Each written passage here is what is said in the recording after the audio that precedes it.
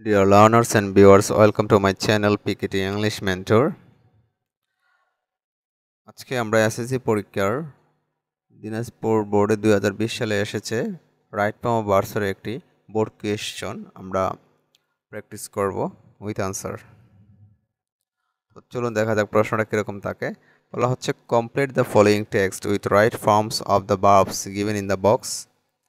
বলা হচ্ছে বক্সের মধ্যে যে রাইট ফর্মগুলো আছে ভার্বের সঠিক ফর্ম দিয়ে নিচের যে টেক্সটটা আছে ওই টেক্সটটাকে কমপ্লিট করার কথা বলছে। ঠিক আছে, তো বক্সের মধ্যে যে ওয়ার্ডগুলো থাকে আমি এগুলোকে সবুজ কালার দিয়ে হাইলাইট করে রেখেছি, যেমন educate, enlighten, get, remove, limit, encourage, ensure, start, compare, have. তো এই যে বক্সের মধ্যে যে ওয়ার্ডগুলো থাকবে এই প্রত্যেকটা ওয়ার্ড অবশ্যই বাংলা সহ একবার পড়ে নেবেন।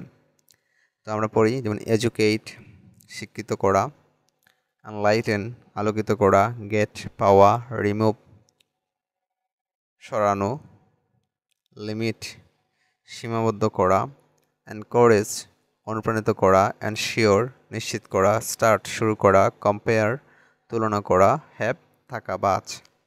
তো প্রথমে এবার এগুলো পড়ে নেবেন, বক্সে যে ওয়ার্ডগুলো থাকবে সেই ওয়ার্ডগুলো অবশ্যই অর্থ সহকারে পড়ে নেবেন। তারপর আরেকটা কাজ হচ্ছে যে টেক্সটটা দেওয়া থাকবে ওই টেক্সটটা অবশ্যই এ টু জেড দুবার পড়ে নেবেন বাংলা অর্থ সহকারে, তাহলে আপনার 50% কাজ হয়ে যাবে।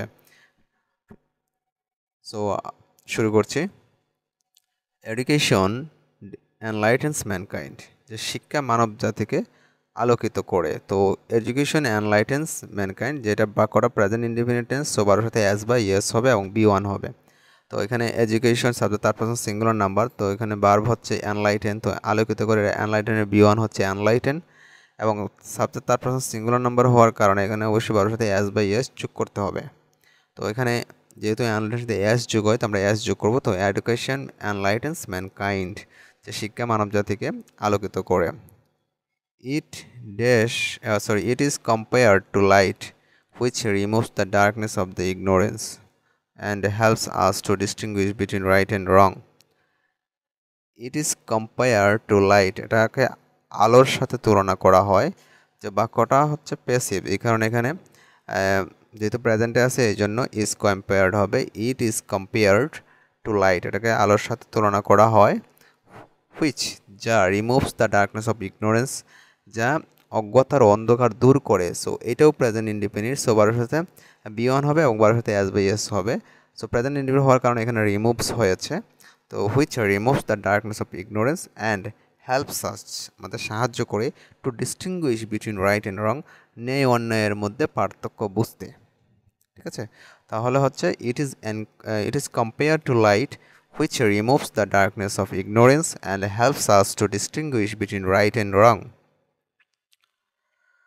তারপর হচ্ছে the primary purpose of education is the liberation of man from the restrictions of the habits and attitudes which has limited his humanity. বলা হচ্ছে the primary purpose of education is the liberation of man from the restriction of the habits and attitudes.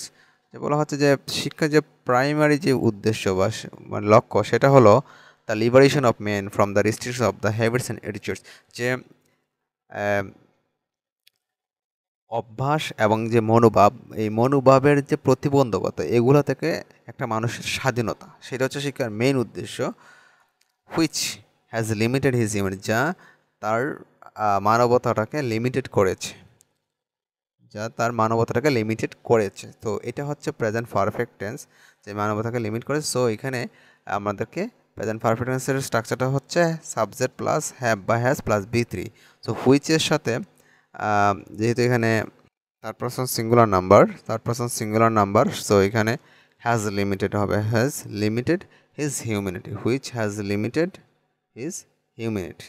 In our country, আমাদের দেশে, the government has started food for education programme, যে আমাদের দেশে সরকার শুরু করেছে ফুড ফর এডুকেশন প্রোগ্রাম, যে food for education প্রোগ্রামটা শুরু করেছে। সো এটাও third person singular present perfect tense.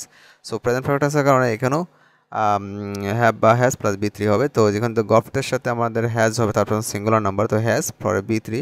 স্টার্টের V three হলো স্টার্টেড, মানে ফার্স্ট পার্টিসিপল ফর্ম কি বাড়বে, তো started, has started food for education programme, যে in our country the government has started food for education programme, যে আমাদের দেশে সরকার শুরু করেছে, কি শুরু করেছে, ফুড ফর এডুকেশন প্রোগ্রাম, যে ফুড ফর এডুকেশন প্রোগ্রাম এই প্রোগ্রামটা শুরু করেছে সো দ্যাট যাতে every man can get proper education, যাতে প্রত্যেকটা মানুষই সঠিকভাবে শিক্ষা পেতে পারে বা সঠিক শিক্ষা পেতে পারে।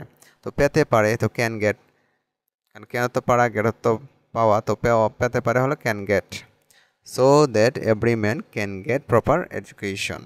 The government has taken such a program with a view to encouraging the poor. The government has taken such a program. যে সরকার এমন একটা প্রোগ্রাম নিয়েছে with a view to encouraging the poor, যে গরিবদেরকে উৎসাহ দেওয়ার জন্যে বা উদ্দেশ্যে, উইথ এ ভিউ টু, এখানে টু আছে, এখানে টুর পরে আমরা জানি কি হয়, বি ওয়ান হয়, কিন্তু এখানে হবে না, কারণ হচ্ছে উইথ এ ভিউ টু একটা ফ্রেজ আছে, with a view to phrase, এইটার পরে আপনার যে ভার্ব থাকলে এটা আইএনজি হয়, তো এখানে এনকারেজ আছে, এনকারেজিং হবে, এনকারেজিং দ্য ফোর।